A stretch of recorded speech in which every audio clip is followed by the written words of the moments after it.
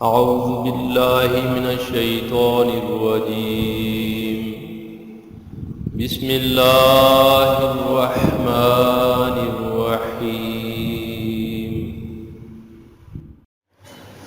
بے کس کی پکار کو جب کہ وہ پکارے کون قبول کر کے سختی کو دور کر دیتا ہے اور تمہیں زمین میں جانشین بناتا ہے؟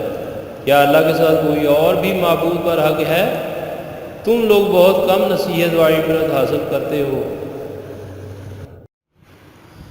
دعا کی قبولیت کا ایک ایسا واقعہ جسے آپ سنیں گے تو آپ کا ایمان تازہ ہو جائے گا۔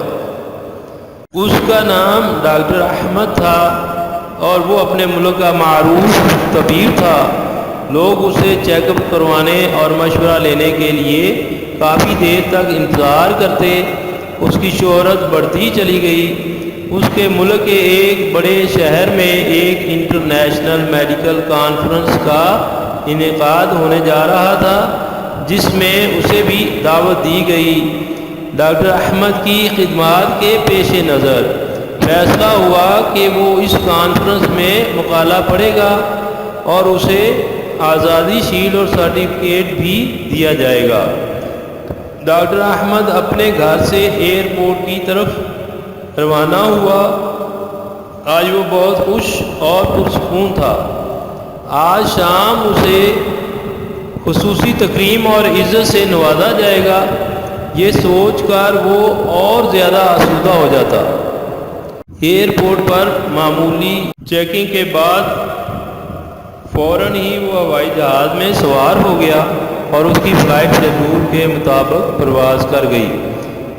کوئی آدھ پون گھنٹے کے بعد ایئر ہوسٹس کی آواز سنائی دی۔ وہ اعلان کر رہی تھی کہ معزز حضرات، ہم معذرت خواہ ہیں کہ طیارے میں فنی خرابی کی وجہ سے مجبور ہو کر اسے قریبی ایئرپورٹ پر اتارا جا رہا ہے۔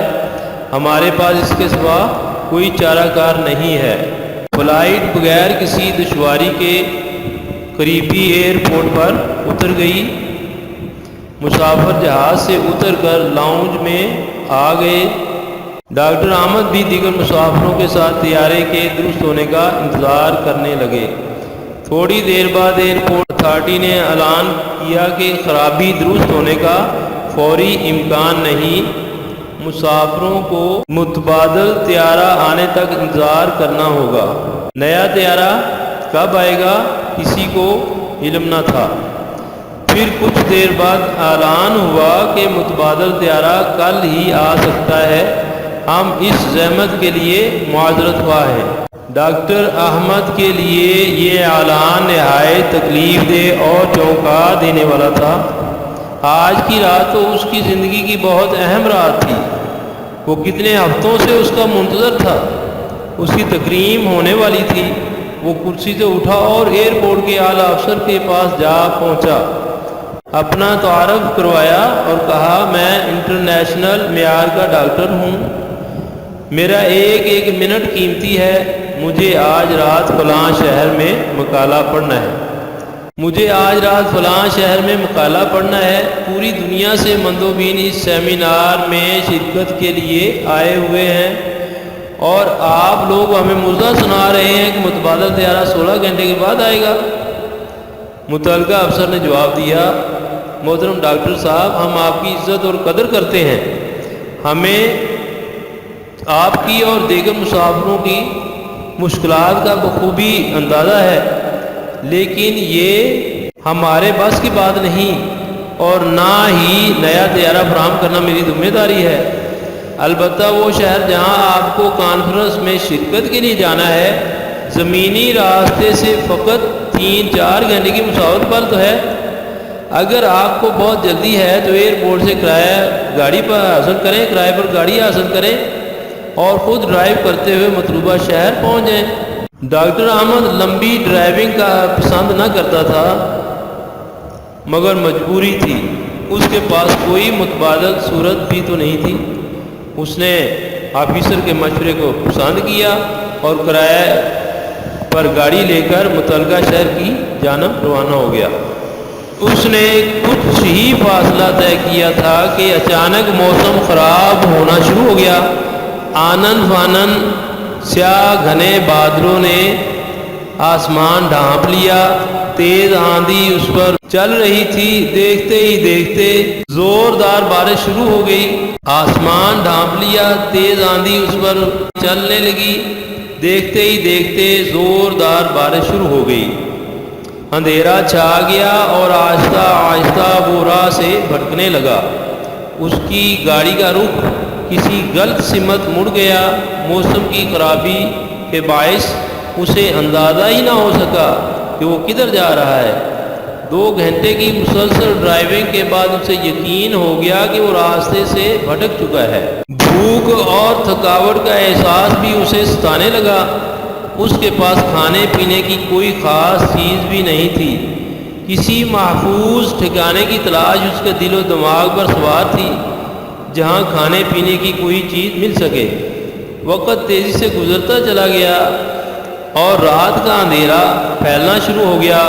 وہ ایک چھوٹے سے گاؤں کے پاس گزرا اور غیر شعوری طور پر اپنی گاڑی ایک معمولی سے گھر کے سامنے روک دی۔ اس کا ہاتھ گھر کے دروازے پر تھا۔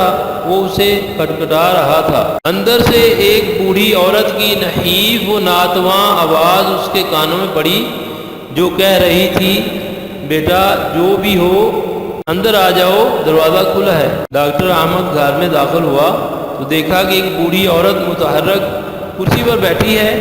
ڈاکٹر نے کہا، اماں جی میرے موبائل کی بیٹری ختم ہو چکی ہے، کیا میں آپ کا موبائل استعمال کر سکتا ہوں؟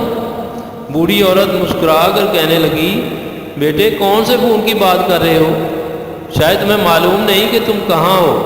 ہمارے ہاں بجلی ہے نہ ٹیلی فون۔ یہ تو ایک چھوٹا سا گاؤں ہے جہاں شہری سہولتوں کا کوئی تصور بھی نہیں ہے۔ میرے بیٹے وہ سامنے میز پر چائے اور کھانا رکھا ہے، لگتا ہے کہ تم بھوکے اور پیاسے ہو، راستہ بھٹک گئے ہو۔ تم پہلے کھانا کھا لو پھر بات کرتے ہیں، تمہارا سفر بھی خاصا طویل ہے۔ ڈاکٹر احمد نے اس بوڑھی خاتون کا شکریہ ادا کیا اور کھانے پر ٹوٹ پڑا۔ سفر کی تھکاوٹ کے ساتھ اسے بھوک بھی ستا رہی تھی۔ اچانک بوڑھی عورت کی کرسی کے ساتھ والی چارپائی پر حرکت ہوئی اور ایک معصوم نے رونا شروع کر دیا۔ بوڑھی نے اس بچے کو تھپک کر سلایا اور اسے دعائیں دینا شروع کر دی۔ وہ اس بچے کی صحت اور سلامتی کے لیے لمبی لمبی عاجزانہ دعائیں کر رہی تھی۔ ڈاکٹر احمد نے کھانا کھایا اور خاتون سے کہنے لگا، اماں جان آپ نے اخلاق، کرم اور میزبانی سے میرا دل جیت لیا ہے۔ آپ لمبی لمبی دعائیں مانگ رہی ہیں، مجھے امید ہے کہ اللہ تعالیٰ آپ کی دعائیں ضرور قبول کرے گا۔ وہ کہنے لگی، میرے بیٹے میرے اللہ نے ہمیشہ میری دعائیں سنی اور قبول کی ہیں۔ تم تو مسافر ہو، دعا کرو کہ وہ بھی قبول ہو جائے۔ ڈاکٹر احمد کو اشتیاق پیدا ہوا، کہنے لگا، اماں جان وہ کون سی دعا ہے جو قبول نہیں ہوئی؟ آپ مجھے اپنا کام بتائیں، میں آپ کے بیٹے کی طرح ہوں، انشاءاللہ اسے ضرور کروں گا، آپ کی خواہش کا پورا احترام کروں گا۔ وہ خاتون کہنے لگی، میرے عزیز بیٹے وہ دعا اور خواہش میرے اپنے لیے نہیں بلکہ اس یتیم بچے کے لیے ہے جو میرا پوتا ہے۔